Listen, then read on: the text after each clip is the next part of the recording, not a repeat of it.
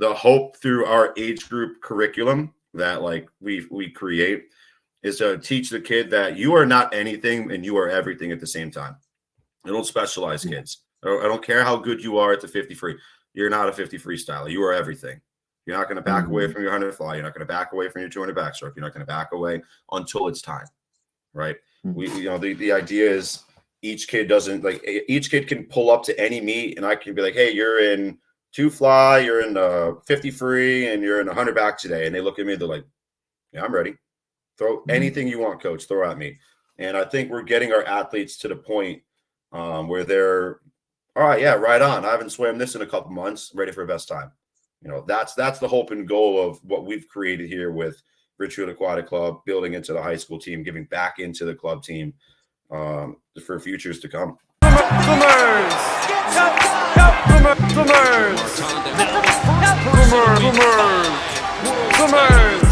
Take your marks.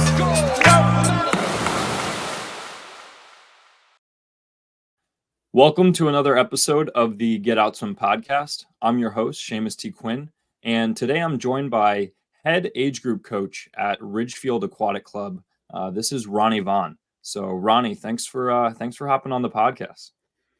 Thanks for having me on, dude. I've been following the show, and I like what I've seen so far, and now it's my turn to contribute to the pod. Definitely, yeah. Well, I mean, I'm stoked because as someone who's coaching club swimmers right now, you'll be really the first like full-time age group coach, I believe, on this podcast. So I think this is you're honestly the start of the expansion of the podcast to get not only college coaches on here, but age group coaches, hopefully like high school coaches, professional coaches. I'm trying to reach out to the larger scope of swimming within this podcast. So stoked to have you on. Definitely, a great recommendation from Ethan Cook, one of my last guests. And yeah, just happy to do this. So why don't we start like this? I haven't met you in person. So I have obviously a lot of questions just about you and what you're doing over at Ridgefield Aquatic Club and beyond. So give me a little bit of a background here. Tell me about just you both as a swimmer and then venturing into the coaching world and maybe how you ended up in the position that you're at now at Ridgefield Aquatic Club. Yeah, absolutely. So I grew up swimming out of the Northern Middlesex YMCA in Middletown, Connecticut. I did every swim lesson possibly imagined until I was like the 4 or maybe even 5-year-old, like in the program. And my mom looks to like one of the supervisors, like, hey, what's next for the kid? And they're like, throw him in the swim team, see what happens. A decade plus on the team, age group qualifier, whatever. Went to zones one time, made a YNAT cut back in the day. Like that's where I got my foundation. But my true passion for the sport kind of came through the high school team, where I swam for Middletown High School. And that's where you mentioned earlier, Ethan and I's swimming relationship began. So I'm there under Trevor Charles for 4 years, still a mentor of mine. Went on to swim very briefly, but a Division III school, York College of Pennsylvania, down in Southern PA. Swam very, very briefly, but, was out of the sport for a little bit coming out of college. And then all my friends started to get into the coaching world, and, Wesleyan University is going to be a common ground for all of us. My buddy Ethan was the grad assistant there and started to do a little bit of a club coaching thing. And I was doing lessons and stuff on the side during college, but he asked if I was interested in, getting my feet wet on the club side of things. And I did. So I started working with Middlesex Aquatics Club within 5 months of it being, a ground roots team. Flash forward about 4 months, I started coaching the 2 high school teams that were in the town, the Mercy and Xavier High School, both single gender schools. So I did the girls in the fall, boys in the winter. Started picking up more club coaching duties with Ethan's responsibility at Wesleyan, kind of picking up a little bit. And then I just lingered on deck long enough to the point where Peter Solomon was like, hey, do you want to work out? Do you want to help run a group? So then all of a sudden now I'm volunteer assistant coaching with Wesleyan University, primarily with like the IMers, stroke group, mid-D type of situation. There would be one side with the sprinters, one side with Peter's distance kids, and he gave me a group to operate with a couple times a week, which is really cool. ended up helping them run meets, get on the computer, touchpads, split, like everything possibly you could have imagined I was doing. And I quit my full-time job just to hustle and do this coaching thing. You know, I was lifeguarding in the mornings. I'd come to Wesleyan practice, write the club practices, write the high school practices, boom, wash, repeat, do it again. You know, then COVID happened. That kind of all stopped. I get a call from Emmanuel Lanzo, the head coach of Ridgefield Aquatic Club. And if you're not familiar with his name, like he was Kieran Smith's development coach. And Kieran obviously won a bronze medal at the last Olympics. He still represents Ridgefield Aquatic Club. Get a call from him. Him and I worked as his own coach together. And he offered me to come coach with him. You know, and at that time I was looking to get out of state, get away, go where it was warmer to find an occupation to coach. And then, you know, 4 years into it now, I'm the head age group coach. I run a development black group, which is our most advanced development group. I have our age group squad. I have our junior squad, which I co-run with my assistant coach, Paul Marchese. He's swimmer Roger Williams. And I also, you mentioned the high school thing. I coach the high school teams too. So I have the girls and boys Ridgefield High School team. So anyone from age 6, probably more like 7, 8-year-olds to 18, 19 runs through me with the Ridgefield Aquatic Club. Wow. That's awesome. Yeah, I want to go back just a little bit here. You mentioned a lot that I want to touch on, but so what was the initial plan like going to York College? You know, you said you briefly swam, but ended up needed to take some time away from the sport. So what was the original plan? Like it seemed like, you know, coaching really wasn't the idea there. Coaching was never really in the plan. I had this idea in mind that I was going to be this marketing, advertising, Mad Men-ish type person with my occupation. And then, you know, I landed a job in an independent baseball team in New York, and I was doing that for a bit. And that was cool, but you know, I didn't really like love the whole cold call selling thing. It wasn't is what I imagined to. But I found myself bored, you know. And then when I moved back to Middletown, I was working with, you know, Hertz, Rent-A-Car. And I was just dreading every day of my life, just sitting behind a computer, you know, just, all right, would you like a car today? Cool. What type of car would you want? Blah, blah, blah. And meanwhile, like in the back of my head, I'm thinking about, should we do these 50s to send? Should I build these? You know, we did a timed swim yesterday. What should I do today? Just for like a part-time gig. So my mind was always elsewhere. So then when I could turn it into a full-time thing, you know, it really wasn't ever work to me anymore. You know, I'm, you know, I turned my hustle, my side hobby into my career. So it doesn't feel like work ever. I love that. Yeah. And like who maybe inspired you to become a coach? Like what was it always kind of internally driven? Like I feel like I would love to just be a coach, give back to the sport, help people and make it, you know, make it fun, make this career like enjoyable to wake up to every day. Or were there people along the way who like really, you know, gave you a good look at, okay, I could be a good coach and an impactful coach? So my high school coach like had such a lasting impact on me. I like even leaving his program, like I never thought of myself as someone that wanted to give back. I was always kind of like like on the outside looking in, like doing my own thing, beating to my own drum. My mother was a teacher though. And if you know anything about an Italian, he takes after his mother. So I think a lot of like that like was deep inside of me, like the wanting to give back and educate and teach and be a role model for kids. And, you know, that just all of a sudden started to, you know, pick up a little bit. Ball started rolling a little bigger. And then I was looking at myself like, yeah, I'm an influence to the youth. And I kind of really enjoy this and teaching these kids things, you know, not just to be like the cool coach. So I'm teaching you this, I listen to this music, I'm cool too. But just connecting with the future of our sport was just dynamite for me, and I just couldn't get enough of it. Yeah, no, I love it. And what maybe did you learn early on, like in those, you know, first couple of years where you're hustling, you're working at, you know, Mac, you're working with Peter, you're starting to get your feet, you know, wet on the pool deck, sort of say, and then you're also just hands on with all the meet operations, like, you know, you're soaking up a lot, I'm sure, just being a sponge on the deck with these other coaches. But yeah, what are some things you're learning early on there? I learned that everything that I was taught wasn't all that there is to know. And I had a Mm, hard time with that, being a know-it-all kid. So, I read this in a book, I saw this on TV. And then, the exploration of information started to occur during that sponge period where I was just soaking up a little bit of Peter from this, doing my own research here. Oh, what's this thing called USRPT? Let's do that. That looks really cool. That was like the big thing all of a sudden. mhm. So it was just like the passion to continued education of the sport that provided me 20 plus years of fun and just getting away from the real world, I guess. Yeah, absolutely.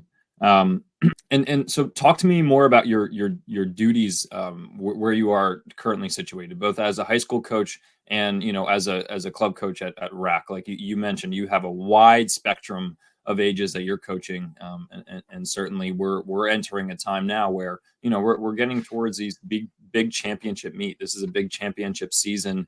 February, March, even into April for swimming, for our sport. So just kind of like, where are you at in terms of managing the range of athletes that you have? Maybe where are you at maybe within the actual practice regimen of delivering sets and different looks to your athletes? Just where are you at with managing that all? So it's good that you kind of catch me off a snow day. We had a snow day yesterday up here in New England. So I got to kind of hit the reset button, which is not done enough. I raise my hand. I don't take enough time away from the sport. As I mentioned, with all the Mhm. groups that I work with, on any given day, I'm running quad practices, or triple, like back to back to back to back groups. I need to have a plan ready for the development level kids who are, mostly kick drills, swim, pull drills, very like 45 minutes in and out, 25s, 50s, repeat, whatever. Then before that, like the national team comes in, I lend a hand with that. I'll do a dry land for the high school team. But the first thing I do is coach our high school boys or girls during the fall. And I assist the girls in the fall and the head coach into the boys. What's really unique about our club and high school situation is we write the plan together. And by we, it's like Emmanuel, Paul, myself. We collaborate so that there's no, I did better in high school, I did better in club. It's the same plan all the way through. So being on the same page for these kids in a state where high school swimming, it kind of gets in the way of other big meets. Like at our senior championship meet, half the state is unattached because they're in the high school season. You have to be unattached. It's a bogus rule, but it is what it is. We have our last high school senior night is tonight, actually, oddly enough, on the 14th here. Fast forward to this weekend, we're sending our senior national team up to a meet at Schenectady, Saratoga, Union College, Region 1s. So they're doing a Yeah, trials finals meet there to kind of see where they're at our team before will we be go there. Our into team will our. be there too. We got Hey, some look at that. Hawks there too. There you go. There you go. So you'll see a manual on deck there. I got to hold down the fort here. Nice. Once we get into March, we get into our LSC championship season. We go like our regional championship meet, seniors, age groups, and then we go to sectionals in Buffalo, and then we're going to go to zones in Richmond. And then another one of the chairs that I sit in, I'm the age group chair of Connecticut Swimming, so I help put together these championship meets and the formatting of it all. So along with all the coaching, like I do the LSC board stuff too, which is really, really unique to see. So obviously we're getting our championship team ready. We have one last meet this weekend for qualifications down in Yale. And it's really just, hey, what's the end goal? Where did you start? Where did you want to go? Where are we right now? What can we do to help you get to what you wanted to achieve? Right. That's where we're at. You got one more chance for an in-season meet. And then after that, it's team championship. So you're doing things for the team. Right. Yeah. I mean, a couple things you mentioned there really interesting. One just the being able to streamline like your high school and club swimmers to kind of hopefully impart like the same sort of shared goal there, or even just like, hey, look, it's not all about high school and then we get back to club, or like it's not one or the other. It doesn't have to impact your club performance. Like I think there are times where people struggle with that, right? You guys can actually fuse those together, and that's really nice. Because even here, like in New Paltz, we have, high school swimming is really big. I was a huge high school swimmer, loved it, but it was always difficult because, you have we have our club coach here. Many of the high school swimmers who are serious about swimming, they are a part of the club team.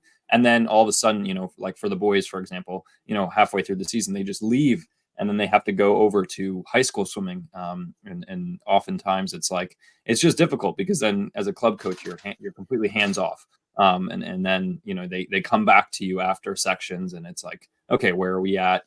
We only have a month until our district championships here. So it's difficult and it's tricky. And I'm sure a lot of coaches who may listen to this will feel the same way, but it seems like you're in a nice, unique situation where you're able to actually fuse the two together.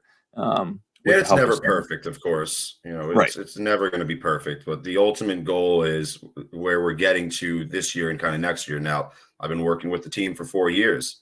Who are these freshmen? Kids I worked with for the last 3-4 years that they understand, the way that we coach. They understand how we put together a workout, a season plan. They understand that I got to protect your 2-fly. I got to protect your 4IM. Yeah, they're not going to be done in your high school season. That's fine. We'll make sure those events are taken care of.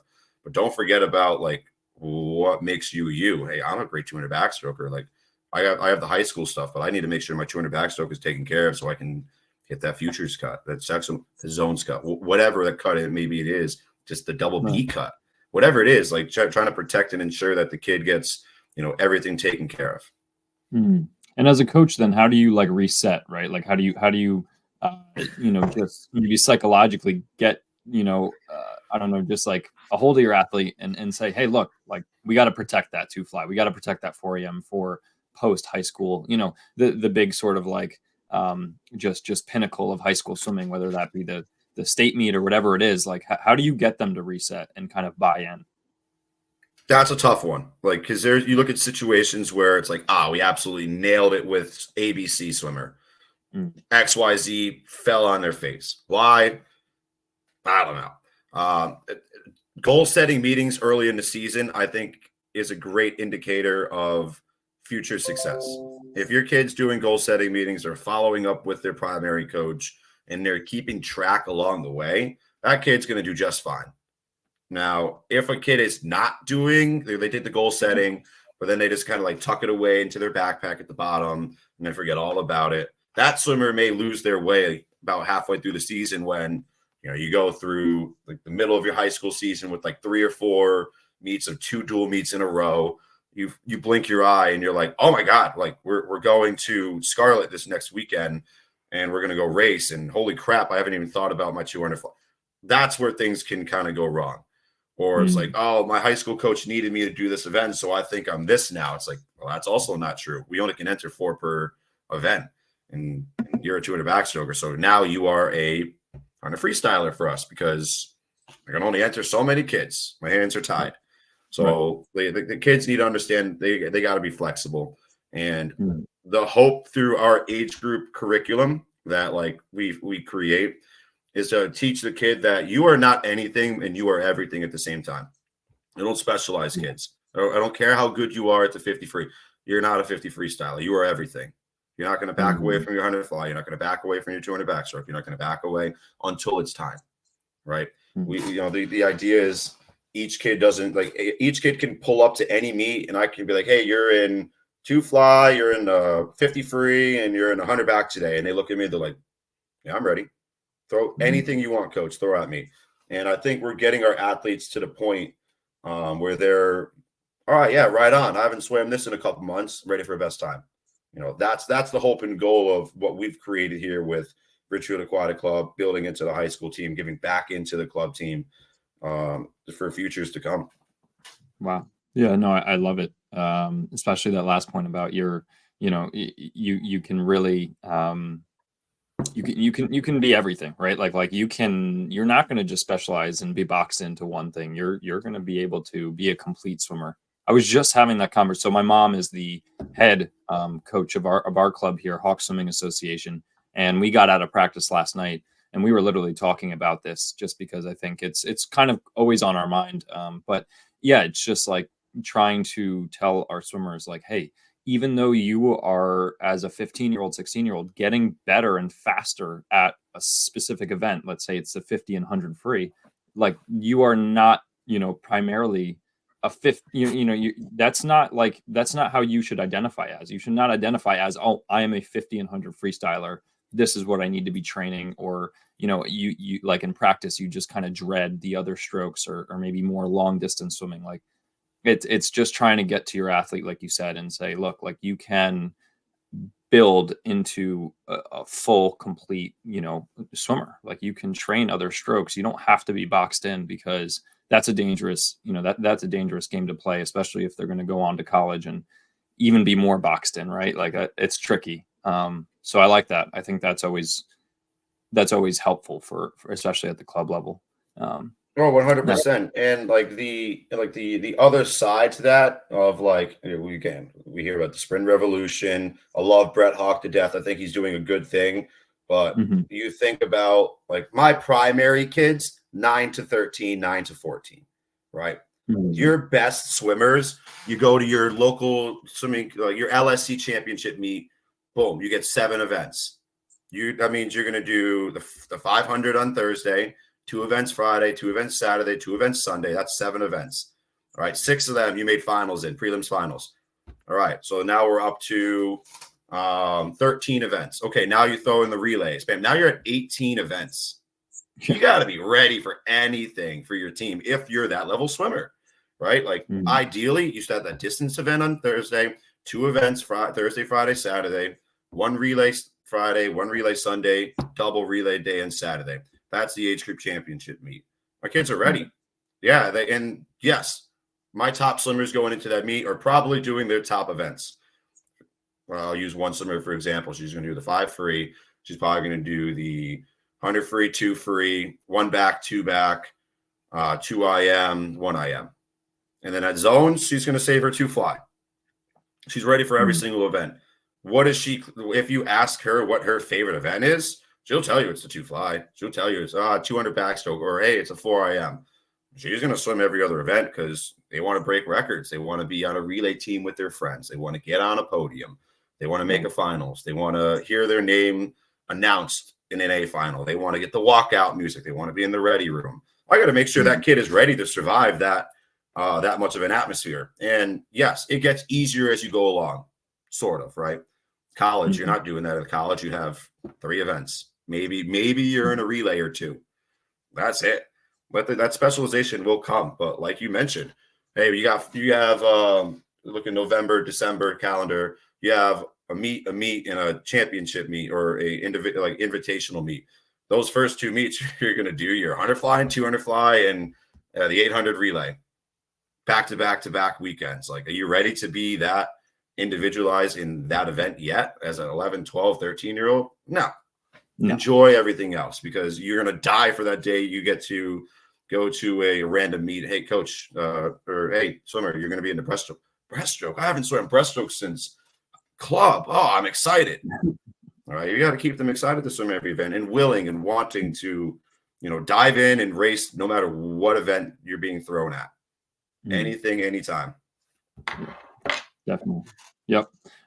Well, I have a question for you now. Like you said, primarily you're kind of in charge and coaching like these ages like 9 to 14, right? That if I'm not mistaken there. So, that's sort of the age range that I'm coaching to. Since the fall, I've been with Hawk Swimming Association, and for the most part, I'm coaching our level 3 swimmers, which are about that age range.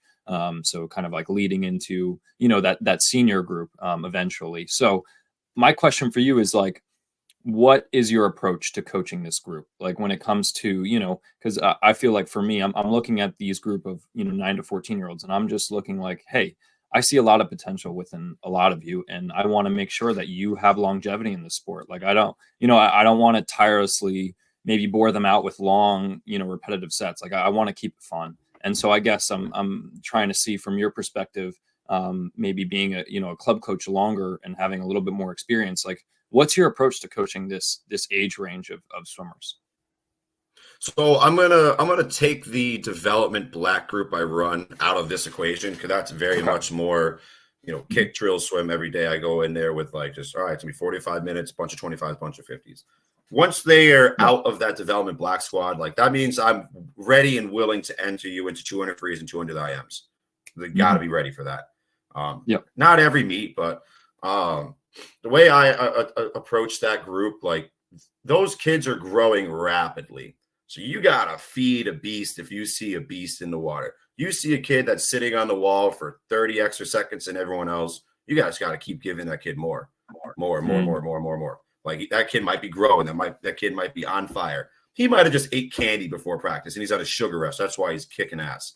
But you just got to keep giving that kid more and make him want to come back. It's like throw a ball for a dog. He's excited to go get it and bring it back so that you can throw it again for him. That's what I'm doing with these kids. I see, all right, hey, let's go for 100 breaststroke, 8 to 9 cycles per lap. Like, oh, I could do it at 7, coach. Show me. And he pointed again. I did it at 6. Hey, what'd you do? Oh, what'd you do over there? You did in 4? Yeah, right, wise guy. And you just keep them engaged like that. Giving them goal-specific numbers in practice is so important for those kids because, yes, you're right. You want to be able to get them to do longer distance swimming. You want to start to introduce long quality swims in practice, we call them LQS. You want to start introducing that stuff to them. You got to sprinkle it in. You got to make sure it doesn't sound like, oh, it's a punishment. Coach is making us do some 500s today. Or we swim in a short course meter pool, so 400s. Or coach is mad at us today. We're doing 4 200 IMs. Everything's nothing's a punishment in swimming. You just got to take your medicine, right? Like fly is a punishment for me. When I was growing up, butterfly was a punishment. Yeah. And if you were a butterflyer, you were a psychopath. Now, like my kids love butterfly, especially like the little ones, because they know like if I can do butterfly, that means I can move up or I can do other races.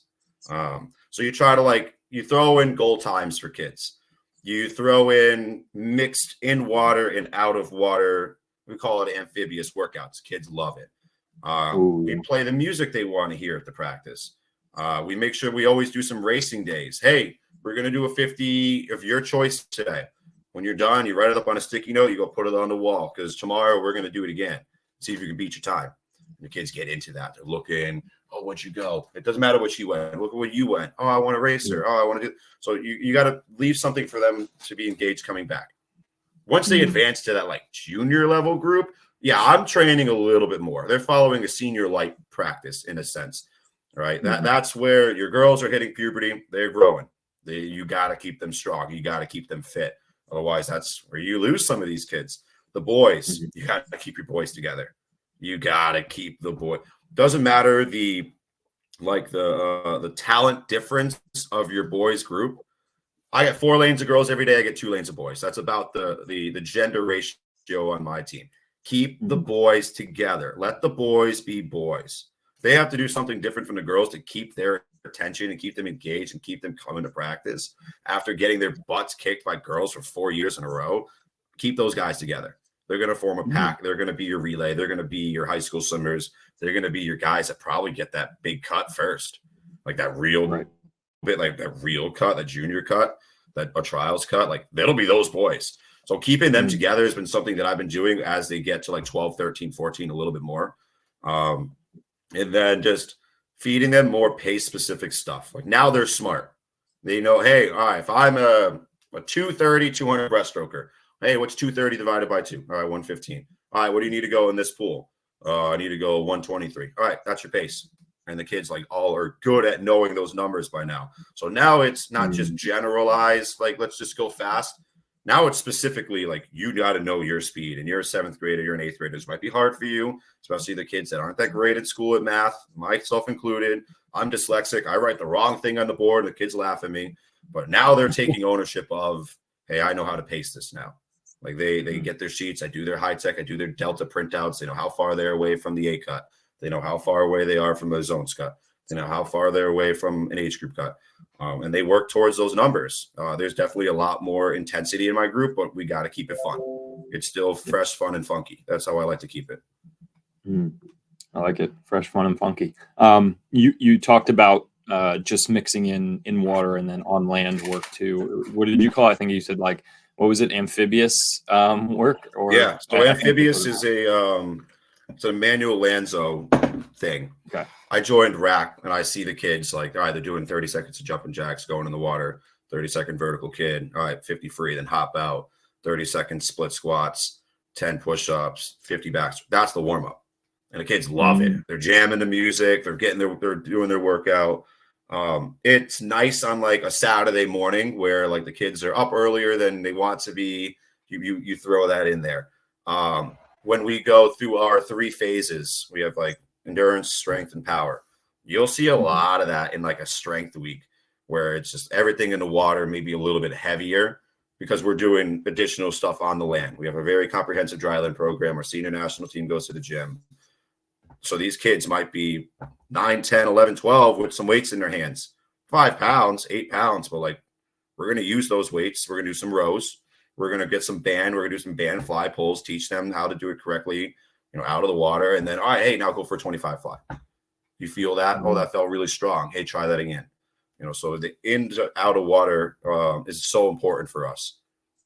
So like with your, 9 to 14-year-olds or even younger kids, like when are you introducing to that to them like early on and how often, like during a week, I guess just like a general week, maybe aside from the couple weeks leading into championships, like how often are you getting them out of the water and doing, just stuff on land?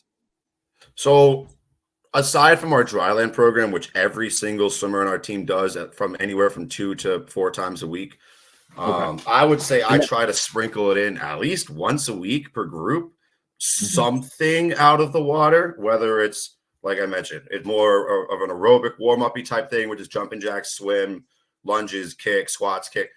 There might be like a station day where, all right, lanes 3 and 4, you're going to pull these fly bands for 20 seconds and then rip a 25 fly walk back.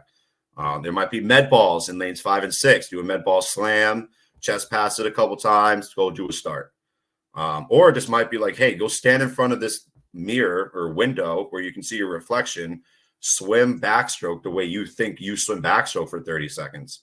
Hey, do you see how you're crossing over your face here while you're on land? You're also doing that in the water, and you may not know that. So that's another way to do it. At least once a week, we try to do something on the land and then put it into the water. Less during championship meets, more during like your winter training, early season type stuff, though. Yeah. And then so on top of that, you do have like 2 to 4 maybe dry land sessions a week. So is that separate from swim? Like, hey, they're going for this whatever hour on to do dry lands. Like that's separate from the actual swim practice itself, correct? Yeah, completely separate. So I'll use the age group squad for an example. They get 6 practices a week, anywhere from an hour swim to 75-minute swim. They will do 3 dry lands. They will do Tuesday, Thursday for 45 minutes before they swim. And then on Saturday, they'll go 45-minute after they swim. So that's your age group squad is maybe your more advanced 9-year-old, most of the 10-year-olds that like got it down. And then your freshly 11-year-olds. And then you get a couple 12, 13-year-olds that are not developed yet. Like that's what that squad is. Mostly your 9, 10 age group quals is around that time. They got like double B's to A's for USA Swimming motivational purposes. The junior squad will go a little bit longer. They still do the 45 minutes of dry land, and then they go an hour on Saturdays before they swim. Weather depending, I love to make them run. They love to run. They like to get outside, get some fresh air as their warm up. But then we do a lot of HIIT workout stuff. They'll use weights. We'll go anywhere from, hey, we're going to do, 30 seconds of high knees, 15 seconds rest. Then we're going to do some 90-90s on the ground. And then we're going to do squat touchdowns. Then we go plank tap. It could be anywhere from, 10 to 20 exercises, depending on how long it is. Small weights included, med balls included, but we do make sure the dry land side of things is taken care of here. That's awesome. Yeah. Are you as coaches, are you, telling your kids, hey, we really only want you swimming? Like that's the sport. If you're committed to us and in our program, we want you swimming. Or is it something where, hey, try other sports as a younger kid who's still trying to find their way, like try and maybe, get involved in track or whatever it is. And then eventually you got to prioritize your sports here. I'm never the one to tell the kid to quit a sport. Mhm. If they ask, I'll be like, hey, like, do you still enjoy playing Little League baseball? And if their answer is yes, I'd be like, well, enjoy it because you're still a 12 and under. You're still on the small diamond. When you make that adjustment to the big diamond, that might be, hey, that's when I'm out. I'm out. But I do appreciate a kid that has a background in, if not playing the sport, at least watching it and understanding what goes on, because then there's a Mhm. little bit of competitiveness to the kid. Right. If the kid is only a swimmer, that's fine. They're going to have some limitations in terms of athletic ability, which is probably why they led us to our sport.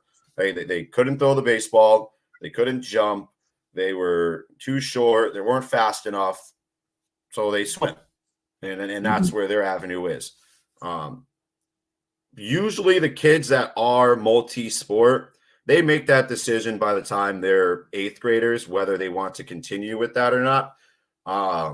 And that's like the last, like, because if you make it into high school typically and you do like an off-season sport, they're going to stick with it. Maybe they play a little softball. Maybe they run a little track. They're still getting in the water 3 times, 4 times a week. At the younger level, like, I don't care. Hey, you play basketball, good for you. You're learning how to be a team, work as a team player more than you are in Mhm. the water here necessarily. Hey, I'm going to go do a little bit of Little League. It's 1 practice a week and a game every week. Cool. You're not missing that much time.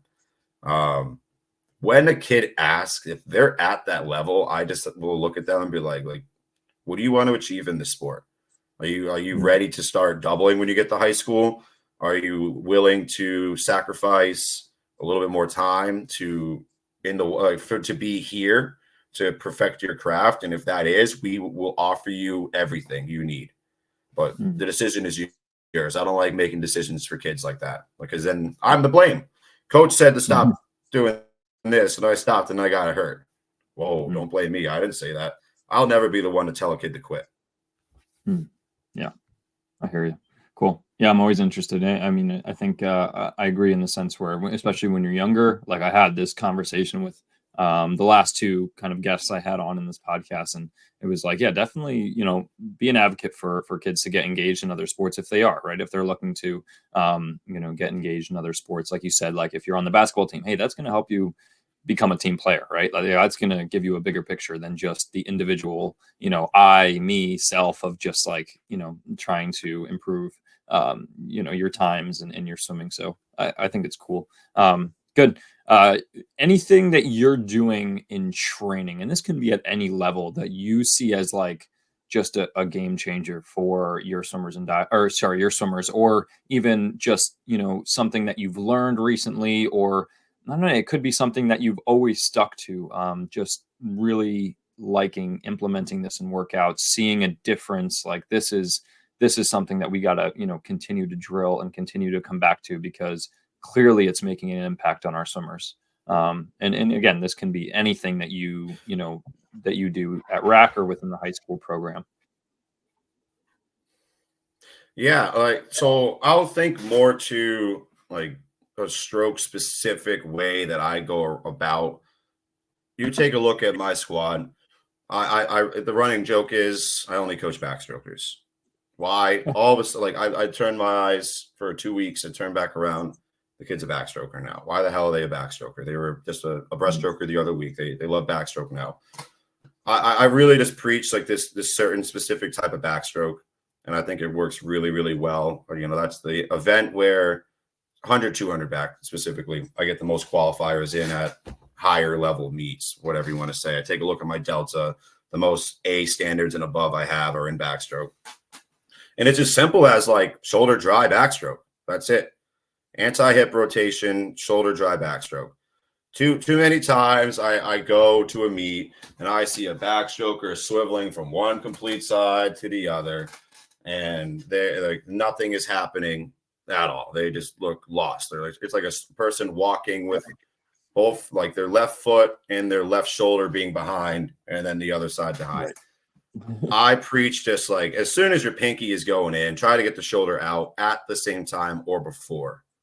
Like, so if that pinky's going in, try to pop your shoulder out of the water before that pinky gets in.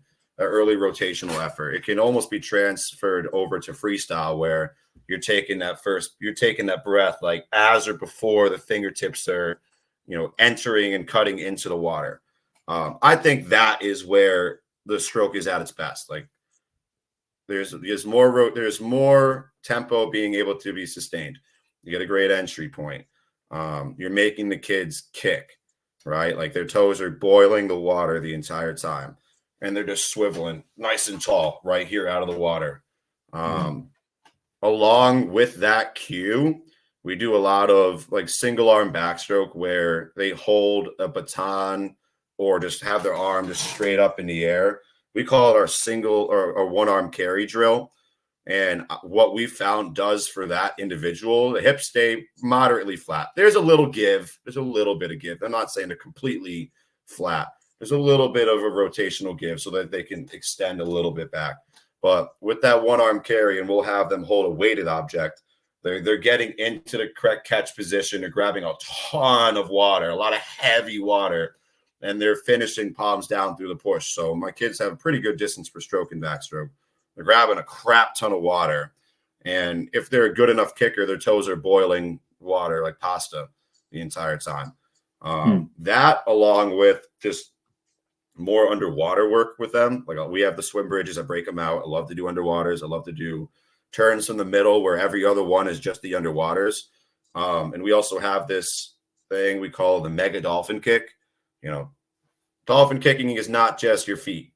It's the whole body. So we teach the kids to find strength and find water through their shoulders to their fingertips in their streamline while they're underwater. Find water. Is there a way you can grab water to make you go a little bit faster?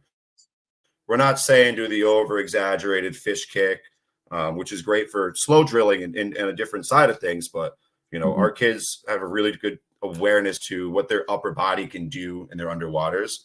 And then being able to translate that into a great whatever event. We'll start with backstroke for now and translate that into a great backstroke. All my kids come up past the flags, feet coming out past the flags, shoulders coming out, armpits are dry in the recovery, grabbing a crap ton of water. And, hey, it's my strongest event. Why? Well, like I was a breaststroker growing up because, of course, I'm a backstroke coach.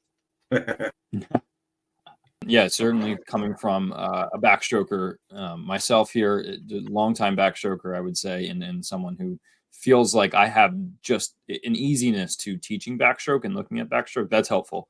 Just that tip of like, rather than hip driven and rotating all the way from one side to the other, just thinking of that shoulder driven backstroke, getting that catch, finishing at the hip. I love that. And that one arm carry drill. That's good. We'll use like at our Hawks, at our Hawks club. I don't know where my mom got this from. Maybe she invented it, but it's like, holding a kickboard, up on the air. And then I think you just do one arm, you come back to the kickboard, and then you kind of do the other arm. Another one is just like hand slap. Like you have your, your arms vertical, and then you're just kind of doing that catch up backstroke where you slap your hands. I think that stuff is helpful because right. Yeah. You just kind of smack your hands. Cause like you said, it just works on really getting your kick involved and like trying to keep your hips up because you have to work that much harder on bracing your core and keeping yourself up. So I like it. That's another good one. So, well, good. Question for you now. When, you're kind of looking at maybe the future landscape of what you're looking for in just your own coaching, right? Like you're in an established position at Ridgefield Aquatic Club. You've really found your sort of outlet in club swimming and high school swimming. Just what is your vision for, where you see yourself down the road? Like, are you hoping to at some point just be, a head coach of like a Ridgefield Aquatic Club per se and continue to high school coach? Or would you like to get into the college ranks at some point? Like, where do you see yourself, maybe years down the road if you've ever thought about it? So that's kind of like the scary, you look down a hall and there's like one door with like a guy like leaning out of it, and you're like, was that like the Grim Reaper, or was that like my next opportunity? And you don't want to like miss your next great opportunity. Like if big time team coach calls you, you always got to answer the phone. But like I think in the situation I'm in right now, like why would I leave? I have a USA national team coach as my mentor, boss, best friend, assistant coach, whatever you want to call it.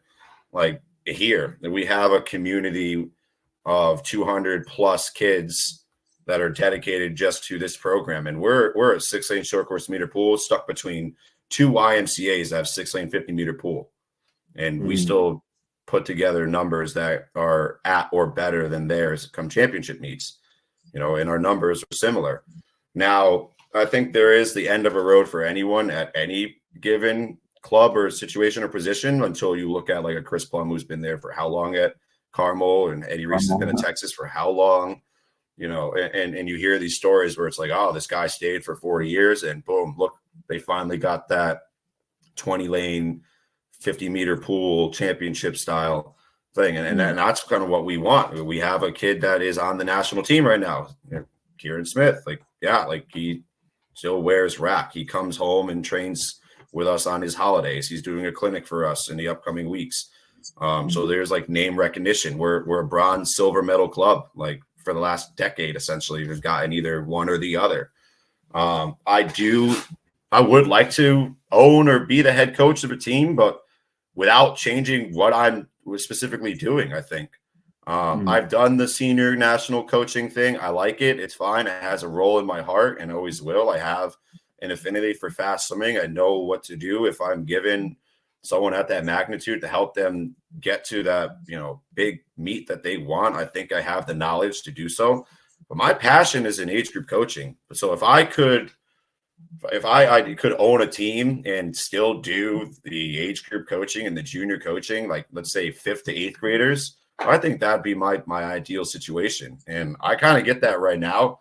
You just can't call me the COO or the CEO. You know what I mean? Like that's the only change I have, Right. Sure, maybe Connecticut's not the most desirable location, but it's home for me. So it's as desirable as I want. I got my family an hour away.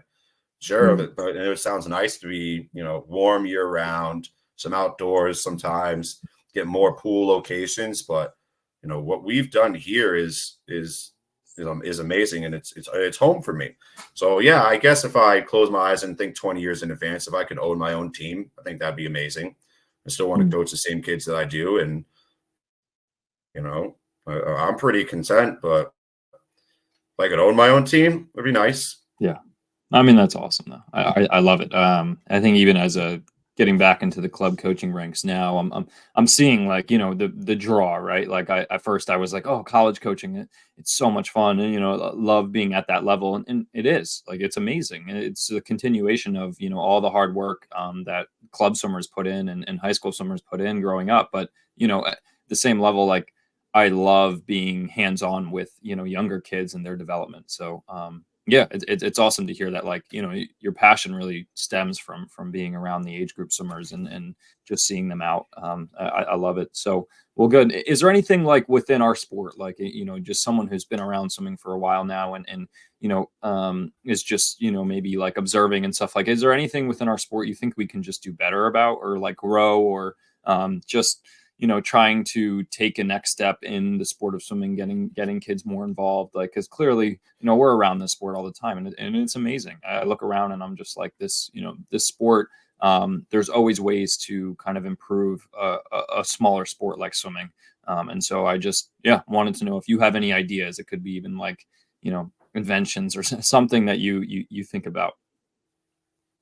So let me go to the administrative side of things for you on this one. A little trick, a little spin, because I work with the at the board level in our sport, and now I'm on calls with USA Swimming, other LSC's age group chairs. I'm hearing about like how they go about their local swimming committees championship meets, and I think we're doing the 10 and unders and even 12 and unders a disservice at times. kicking them out of the sport essentially if they're not fast enough to get multiple swim. So in a sense, there's too many meets where it's not just qualify for the meet. You have to just qualify for the event. So one thing is just like making sure you hook that younger kid so that then him and his friends could then also go to that meet too. And then that carp. So there's been championship meets we've gone to where there's no bonus cuts. And you get a 10-year-old swimmer, 9-year-old swimmer disqualifies for the 55. It's the only event. Their parents are in the mindset of like, oh, I'm going to book this whole weekend, 3 hours apart just for my kid to some ugly 38-second 50 fly. That's it. No, like you got to be able to sell the sport to the kid and the family. So now that kid is qualifying for the meet. He gets 3 events. He's also bringing his 3 friends with him in the relay that might not have qualified. Now you have a carpool. You have a friendship that has been grassroots friendship, at least. Maybe they're friends, maybe they're not yet. Something where they can grow from. The 4 swimmers, not just one, now have an idea of what a championship meet looks like. And that hooks the kid. Oh, wow, I got to go to UConn. That was cool. I have to go to, even if we know the pool's not that great, they went to UConn to swim. That's sick for an 8-year-old, 9-year-old, 10-year-old boy, girl. It's like, oh, now we're going to Wesleyan. That's the best pool in the state. I qualified for the meet. I get to do a relay with my team, and I get to compete in my events. You know, they'll always be like, I get to be in a relay. I get to be there with my team. Oh, and then I also have my other events. So qualifying for the meet, I think is huge, especially at the younger level. And then I think in terms of like educational stuff, people aren't watching swimming. That's the biggest thing. Like when the ISL came out, I was so hype about just being able to watch like more swimming. Because like baseball, I grew up playing baseball. That was my maybe even more loved than swimming. But I can see Kevin Youkilis's stance versus Craig Counsell's stance versus David Ortiz's stance versus Dustin Pedroia. I knew how each and every single one of them went up to bat. Or a pitcher. I knew how Papelbon stood and still. I knew how Craig Kimbrell had his arm out. You go ask a kid, hey, what's Caleb Dressel doing behind the block? They're like, I don't know. What's and then it's like, oh, what about that one girl who dances? Oh, I know that girl. What's her name? They have no clue. It's like, oh, I just know she's the dancing girl in the distance swim that didn't. And then it's like, oh yeah, like it's not accessible enough for the kids to watch the sport. And kids are monkey see, monkey do. Whoa, that was cool. Phelps at the smacky back thing. You don't see kids doing that anymore. You saw we did that. You and I did that because Phelps was on TV when we were in elementary school. You're doing back smacking things, smack, smack, smack. So I think there needs to be more ways for kids to live tune into our sports, get to know the athletes better. And like, sure, Splash Magazine does an okay job.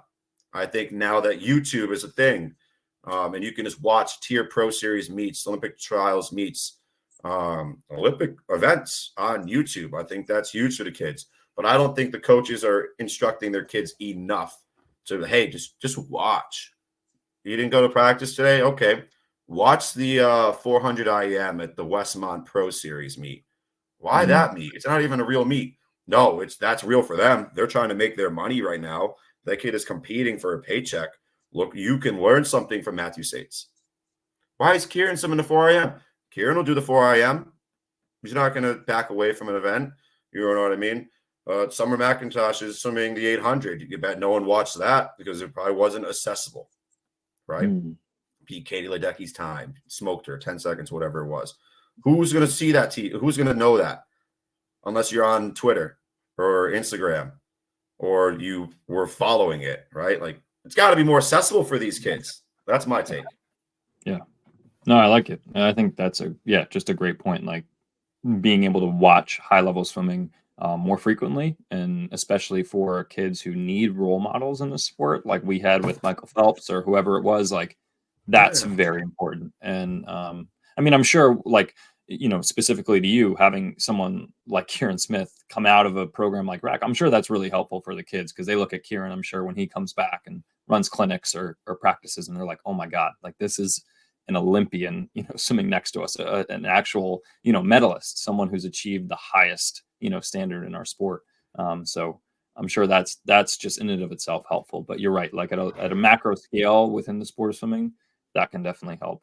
And thanks for And it's touching on definitely the gotten better, right? Like yeah, Cody oh yeah, Miller does his thing on USA Swimming. USA Swimming has an app on certain TVs and Xbox and whatever. But right. like not every kid has a phone yet. Some have them a little too early, in our opinion. But like not everyone's got a phone. Not everyone has access to internet 24/7 like we do. So Mhm. like maybe we can, hey, instead of dryland today, we're gonna watch Ryan White in the 100 backstroke. Why Right. her? Well, she's on the national team, but you didn't know that, guys. And they're like, oh, I didn't know that. Like Yeah. just anything like that. Just like show them, teach Mhm. them. What's that kid's name? All right. What other events does Hallie Flickinger swim? Where does she swim out of? Who's her coach? Because you can do that with the NFL. All right. Who's Joe Burrow? Oh, he's a quarterback. Where does he play? The Bengals. Where did he go to school? Well, he was Ohio State and then went to right. Like, and I'm not even a football guy. I just like watching it. Right. You ask a kid, hey, where did you ask a kid where Phelps went, they'd be like, he went to college. They don't know. They have no clue. Mhm. Yeah, yeah. You know? No, getting to know, yeah, the athletes that, yeah, are, are competing at the highest level in our sport for sure. It's gonna help a little bit. Well, let me ask you this couple more questions, and then we'll wrap this thing up. When you're all right, I'll frame it as this. If you were to give advice to younger coaches looking to get into club coaching, just age group high school coaching, it could even be college coaching, like what from your experience, what advice would you give them, young coaches who maybe are the know-it-alls, like have this chip on their shoulder, like they need to go out and prove something, like yeah, what advice would you look to give someone like that who could be listening in? Just because you did it as a swimmer doesn't mean it's good. Even if Mhm. you found some form of success by doing XYZ thing, doesn't mean it's the best for the people that you have in the water right now. Right. We all start our coaching career doing and like going back. Oh, what was that really hard set coach gave us back when I was like 15, 16 years old? Hey, what was our old warm up? I'm going to use that and put my sprinkle on it. Don't do just that. Like that could be your starting point, but you got to be able to understand that, like, look, like your coach might have just did what they did. And now you're doing the same thing from when it's the 1970s and you have the same 1970s approach. Boom. And you didn't even know that. It's like, oh, but my coach was young. Yeah, but he was 28. And then he's going back 15 years ago to stuff he did when he was 13, who, he probably remembered from his coach who did his thing from 20 years before. So like don't be afraid to be creative and don't just rely on your past knowledge and your past experiences to educate the people in front of you. You got to have continued education. People think I'm a lunatic, but I'm on ASCA courses every other week. I do all these network connections with USA Swimming, collaborating with other people, getting on the phone, calling my buddy from Sea Dog. He's like, hey, I got a butterfly technique thing. Can you help me out? I can't really get to this girl. Collaboration, not just relying on your old knowledge, and continued education, I think, is the biggest thing. Mm. Yeah, I love it. I just had another question before we wrap it up. You mentioned earlier in this podcast, like I'll be the first one to raise my hand and say I don't take enough time away from thinking about swimming or like my coaching duties and that sort of thing. Like, do you ever think about ways that maybe you can take a break, or as coaches, because obviously we can get very involved in the sport. We can attach our life's passion and everything, maybe identity wise on this sport, and helping the youth, coaching, educating, right? But I feel like often at times it can be overwhelming, right? Mentally, you might need to check out as a coach, and we often struggle with that. And that can be a coach of any athletic, just sport. So I guess, maybe what are tools that you use to try to like help escape a little bit, if any, or maybe things that, you could do better yourself, and share with other coaches. I am suspect number one for not knowing how to turn myself off of swim coaching Mm, mode. mm, And I attribute a lot of this to it was a side hustle that was turned into a passion project that turned into a full-time gig. So I still have a hard time thinking that I'm working when I'm at work. Or like, Right. it's like, oh, you could take this session off. I'm like, yeah, but why? The kids are in the water. I want to see them swim. It's like, yo, but you don't need to be here. You can go take, go on that social media date with that girl. Go take your mother out. Go on a walk. You know what I mean? Go do something else. I'm terrible at that. I will be at every session of every meet. I'll be there before check-in till after the meet. Like they turn off the lights because I'm talking to an official. I'm talking to I'm terrible at it. And I'll be honest, my mental health has sucked because of it. 100%. My therapist has told me, you need to take more time away from the pool. You need to give yourself line. You need to draw a line in the sand. So yesterday, you know what I did? I didn't coach. There was a foot of snow on the ground. I was like, look, if you're going to run practice, that's fine. I'm not coming. I'm going to take my day because I know that I got 10 hours down at Yale University this weekend for a crap long of a meet. And then we get into championship season right after that, and I'm not going to have a break. So turning my phone to a focus mode where only a certain amount of people can hit me up, that's been good for me. Not starting my work until 10 a.m., 11 a.m., that's been better for me. Just like turning off my phone or just like putting it face down so I don't see that swim mom email or swim dad email that comes in at 11 o'clock at night, and I'm not worried about it because I'm looking at it. Just understanding that, like, yeah, your kids want you to be there, but they're not, like, the world is not going to collapse if you're not there. And I need to take my own advice to this. Take a day off. Go take your girlfriend on a date. It's Valentine's Day. Sleep in. Hey, you can come in for the second session. You don't have to be there for the morning session. We got 2 coaches there. All right, I'm going to sleep in. I'm not even going to look at Me Mobile. I'm going to come in there with fresh eyes. That sort of thing. It's tough. Yeah. I'm getting better at it this year, especially, but I'll admit it. Like I just like to coach, man. You're taking me away from what I want to do. Now I get it though, because you blink your eye and it's like, damn, I just missed this party this weekend. I could have went to that, or I could have went and got dinner with my friends this weekend. I could have made that work. Sacrificing my own time for my job when the job is still going to be there and you still done more than enough you need. Like the awareness of that has gotten better for sure. Yeah. Yeah. Well, I mean, I'm happy you're sharing it. Right. And just kind of, being honest. Because I mean, even myself as a young coach, like there's always something that's like that mentality. And maybe this is a larger, kind of topic of conversation at hand, but it's like that always, there's more that I can do. Like there's always something that I could be doing. There's always more that I could do.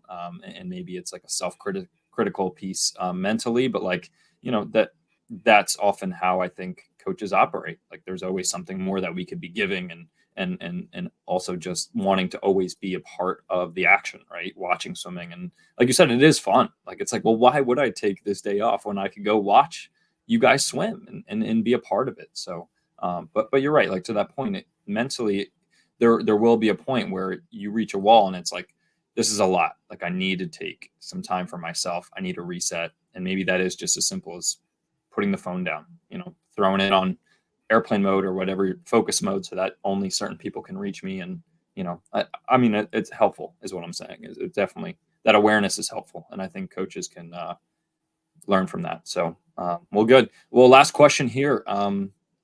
Are you a fan of get out swims? And if so, do you have any favorite get out swim stories that stick out?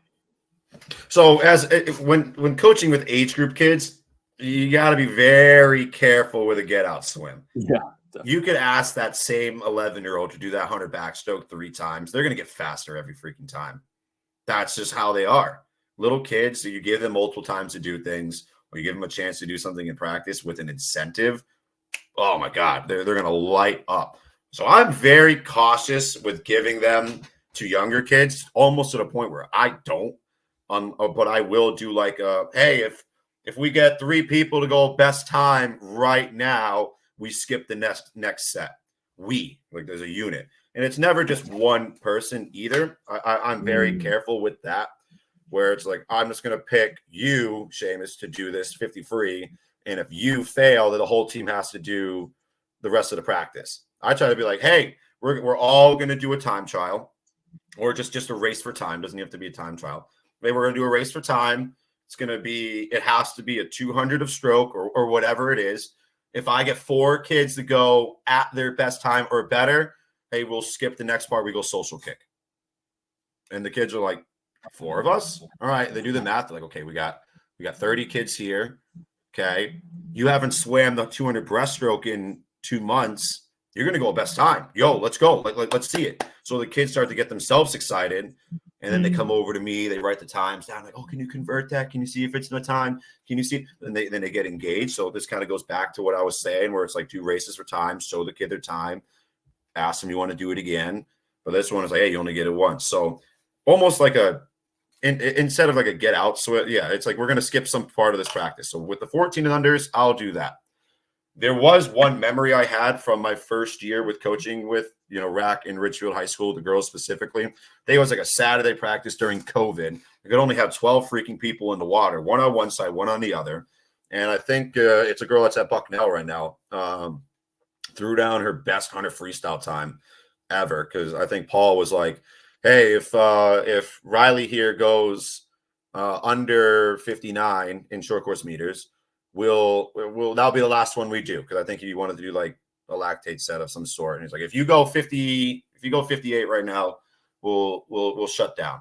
And we were in COVID, so anytime to like a kid had a chance to race, like they were like, oh my god, yes, finally.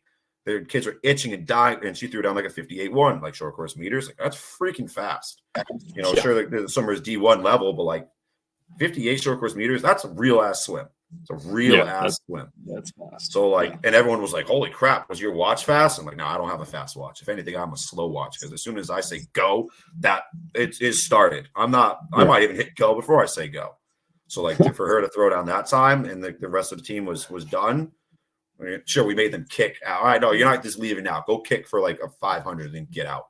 But for the younger kids, incorporating a team get out. Hey, all right, 5 of you guys go best times or match your time, or within +1 of your time, we'll just kick. Oh, yeah, I'm in. Count me in, because you get the buy-in from everyone. You get kids cheering on the side of the pool for each other. And that's the marvels of age group coaching. Yeah, absolutely. Love seeing the team environment come out of a sport like swimming when you can get everyone in on the action like that. So I love it. Great story too to wrap us up. Well, Ronnie, thanks again for joining me on. I've loved getting to meet you, via the magic of sort of Zoom here and just learn more about you as a coach and what you guys do at RAC. It seems like you have a great thing going on. And yeah, I wish you the best of luck coming up in these next few big championship meets. And yeah, if there's anything else you'd like to add, now's the time. No, if anyone wants to, connect or collaborate on things, swimcoachronnie@gmail.com. I know we have the coaching squad chat together, which I would love to see every single one of those people in that group chat contribute some way, form, or fashion to this podcast. We got a lot of friends in different unique in like spots in this sport. Club coaching with high school experience, club coaching with college coaching experience. We got guys coaching pros. We got guys doing like pros and high school kids, and there's a lot of us out there, not just your Ray Lewis of the world, not just your Bradens of the world. There's a lot of us. Jow, I'm excited to hear his. Like I'm thrilled to hear him. That guy's a maniac with what he puts out there. I'm really excited to listen to that one. But the more young coaches we can get on this platform, I think the better for our sport. So yeah, absolutely. No, I agree, and that's what I love. That's what keeps me excited about something like this, is that there's not enough, but there's always going to be people to talk to and share ideas and just keep building off of. So yeah, Ronnie, again, appreciate it. Thanks so much. And yeah, we'll hopefully talk soon. All right.